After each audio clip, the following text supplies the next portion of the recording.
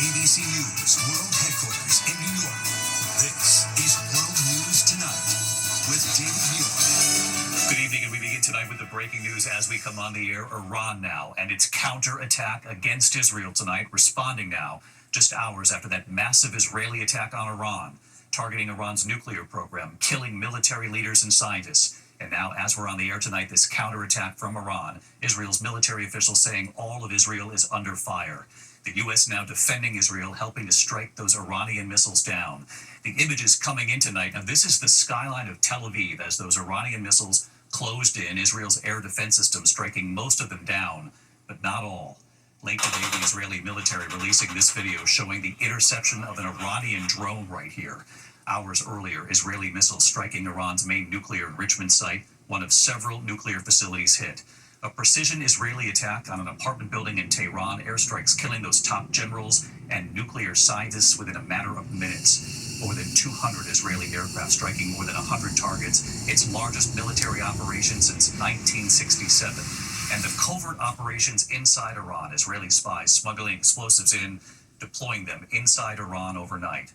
Tonight, Israel now saying their operation is just beginning, vowing more to come. And President Trump talking to ABC News what he's now saying about this massive Israeli attack. Marcus Moore leading us off tonight from Tel Aviv. Tonight, Iran's retaliation has begun, responding to Israel's sweeping attack by raining down missiles on Tel Aviv, fireballs seen across the skyline, and buildings in flames. Israel in a state of emergency as Israelis gather in shelters. Explosions heard in the skies above Tel Aviv and Jerusalem as Israel's air defense systems intercept Iranian rockets. The IDF releasing this video, they say, shows the interception of an Iranian drone. But as this video posted online shows, some Iranian missiles still making it through to Israel, smashing into buildings. And tonight, we are learning the United States is now helping Israel defend itself. American officials telling us the U.S. also shooting down missiles targeting Israel. Israel had long telegraphed its intentions to strike Iran, but the campaign itself breathtaking in its planning and execution. More than 200 aircraft hitting some 100 targets, including Iran's main nuclear enrichment facility in Natanz. But that wasn't all. Israeli spies from the Mossad intelligence agency had secretly infiltrated Iran, smuggling in explosive drones and other weapons. The Israelis releasing this video, they say, shows Mossad commandos planting devices that would then take out Iran's air defense systems. Israel also killing Iran's top military leaders and government scientists. The general in charge of the entire Iranian armed forces, the head of the country's ballistic missile program, both dead. Israel calls the operation a, quote, preemptive attack. Israel launched Operation Rising Lion. Prime Minister Benjamin Netanyahu declaring Iran's nuclear program, quote, a clear and present danger to Israel's very survival, warning this is just the start of what will be a days-long military campaign. Netanyahu saying the U.S. knew of its plans, quote, we informed them in advance they knew about the attack. Just hours before the strikes, President Trump publicly urging Israel to hold off to give his team more time to negotiate with Iran. As long as I think there is an agreement, I don't want them going in because I think I would blow it. Might help it, actually, but it also could blow it. Soon after the attack began, the administration insisting Israel acted on its own. Secretary of State Marco Rubio saying, quote, we are not involved in strikes against Iran, warning Iran should not target U.S. interest or personnel. But today, the president telling ABC's John Carl Israel's attack was, quote, excellent, saying of Iran, we gave them a chance and they didn't take it. They got hit hard, very hard, and there's more to come, a lot more. For its part, Iran says it's just begun to fight back. Iran's supreme leader saying they started the work and started the war. We will not allow them to escape safely from this great crime they committed. Iran saying its, quote, powerful response will make the enemy regret its foolish actions. And tonight, Iran's response underway. As Iranian missiles fall, the Israeli Defense Force posting all of Israel is under fire. David, search and rescue operations have been underway tonight here in Tel Aviv. The search for people who may be trapped in the rubble of those damaged buildings. And tonight, Israeli officials making it clear their military campaign against Iran is just beginning. David. Marcus Moore leading us off from Tel Aviv. Thank you. President Trump talking to ABC News tonight and what he's now saying about this Israeli attack. Let's bring in ABC's chief Washington correspondent Jonathan Karl live there at the White House. John, of course, you talked with the president. We heard President Trump this week publicly warn Israel not to do this. In your phone call, he called the attack excellent. That was his word, saying Iran had its chance. Any indication how much did the U.S. know here? When did the U.S. know? Israel now saying it told the U.S. Israeli Prime Minister Netanyahu said point blank that he told the Trump administration that the attack was coming. And late this afternoon, President Trump told Reuters, this is an exact quote, "We knew just about everything." David, we don't know when the United States was informed, but I can tell you this. U.S. officials I spoke to in the 24 to 36 hours before the attack had a clear sense of what was coming. They may not have known the exact details, but they knew that an Israeli attack on Iran was imminent.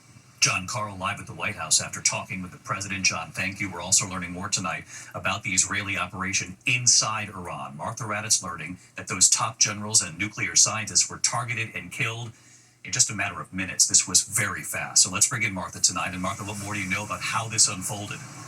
David, these strikes were a major blow to Iran's military chain of command and nuclear program. At least 7 killed in a remarkable operation that took out all these leaders, as you said, in a matter of minutes, according to a source familiar with the intelligence. The source telling ABC that some were killed with drones targeting their homes, some with pre-planted explosives, and some, quote, by other means. The source saying Iranians are trying to replace the leaders, but are in a total panic and struggling. David? Martha Raddatz on this as well. Our thanks to you and John tonight. We're going to turn now to the other major news this Friday evening, the immigration showdowns, tensions rising ahead of a day of planned protests in the U.S., more than 1,800 planned coast to coast.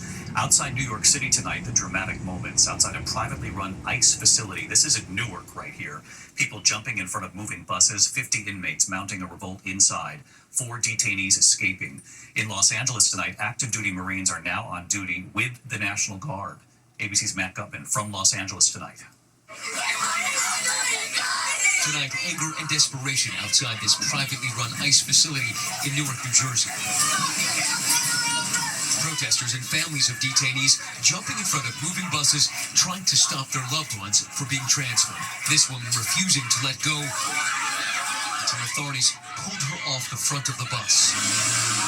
That showdown coming following a night of clashes after 50 inmates reportedly mounted a revolt over conditions inside and access to food, allegedly overpowering guards who then used pepper spray.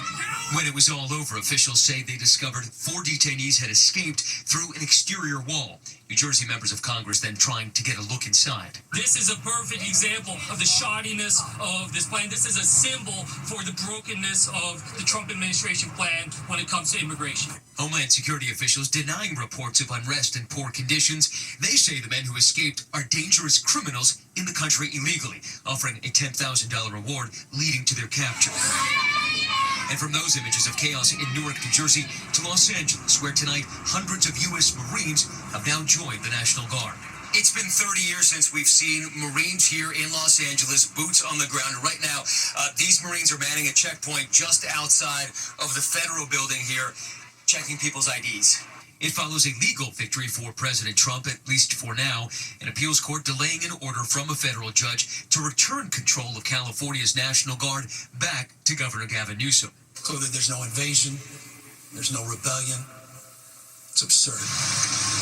And tonight, from coast to coast, police are gearing up for 1,800 so-called No Kings protests against the president this weekend in response to his military parade. And in New York City, the mayor today putting protesters on notice. While we always respect and protect the right to peaceful protest, there would be zero tolerance for crime, blocking traffic, graffiti, or disorderly behavior. And David, just minutes ago, the LAPD also saying they will not tolerate violence or vandalism, that they made over 500 arrests so far this week, and that a curfew will remain in effect for parts of downtown Los Angeles through the weekend here. David. Matt Gutman live in Los Angeles again tonight. Matt, thank you. We turn now to the interview. Tonight, the incredible story of that lone survivor of that horrific plane crash in India. That man, of course, in seat 11A, as we reported last night here, in one of the emergency rows of that plane, now describing crawling out of the wreckage, saying he witnessed passengers dying all around him. Tonight, what he says about what happened in those final moments in the air and what it felt like inside that plane. James Longman from the crash site in India tonight. Tonight, the man who miraculously walked away from this horrific air disaster speaking out. Vishwas Ramesh, the sole survivor, was in seat 11A of the emergency exit row. He told Indian state media he thought he'd died, but when he opened his eyes, he unbuckled his seatbelt and started crawling, squeezing out as he watched others die around him. Emergency door is broken. My seat is broken. Then I see the pace little bit. Then I will try to come out. I'm not jumping. I just walk out in it. Then ambulance coming in. Ramesh says shortly after takeoff, it felt like the plane came to a standstill in midair for 5 to 10 seconds, and green and white lights came on inside the cabin. He said he could feel the engine thrust increasing to go up, but the plane dropped and crashed instead. The other 241 people on board, including his brother, all killed. Did the aircraft catch fire before you came out? Yes. Little bit fire. After I'm out, then blast.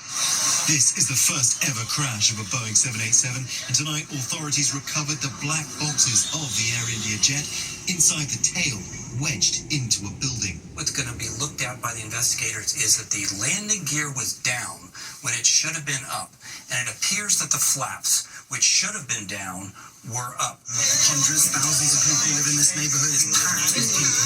I'm just 100 yards or so away from where I am. That is the fuselage of the plane. Krish lives here. He was playing cricket with friends when the plane came down. Mind-blowing.